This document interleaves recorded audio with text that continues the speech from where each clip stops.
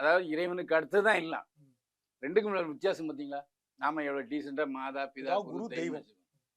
அந்த மாதிரி அந்த இஸ்லாமியர்கள் மாதிரி கிறிஸ்தவர்கள் மாதிரி அந்த பெண்கள் வந்து தன்னுடைய கட்சி தலைவனை தன்னுடைய நேசத்துக்குரிய நடிகரை அப்படி சொல்றாங்க. இல்லையா, எனக்கு அண்ணாவை பிடிக்கும், எம்ஜிஆரை பிடிக்கும், காமராஜரை பிடிக்கும், கலைஞரை பிடிக்கும்னு பேசினவங்க தமிழ்நாட்டில் இருந்திருக்காங்க, பிடிக்கும்னு இருக்காங்க.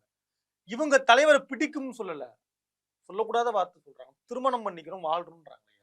இது எப்படி நியாயப்படுது? இல்ல அது வந்து அதான் நான் சொல்ல பரிணாம வளர்ச்சி. அதாவது பாசத்தின் உச்சகட்டம். அதாவது அவங்க எல்லாவற்றுக்கும் மேலாக இருங்கிற மாதிரி எல்லாவற்றுக்கும் மேலாக என் கணவனுக்கும் மேலாக என் சகோதரனுக்கும் மேலாக அப்படின்னு விஜயை சொல்றாங்க. இப்போ மனைவியாக இருப்புன்றதுல ஆபாசமே கிடையாது இல்லையா? ஆபாசம் இருக்கு. அதை வந்து நீக்கு போக்கூட எல்லாவற்றுக்கும் மேல என் நடிகன்பா என் தலைவருப்பான்னு சொல்றேன். இப்ப நீ யாருக்கு முக்கியத்துவம் கொடுப்பாய் என்று ஒரு கிறிஸ்தவ பெண்ணிடம் கேட்டா ஜீசஸ் ஜீசஸ் கர்த்தர், இஸ்லாமியர் கேட்டா அல்லாஹ் அல்லாஹ் இறைவன். அப்போ அந்த உரிமை அவங்களுக்கு இருக்கும்போது இந்த உரிமையை அவங்க கொஞ்சம் மேலோட்டமா அதிகமா எடுத்துக்கிட்டாங்க.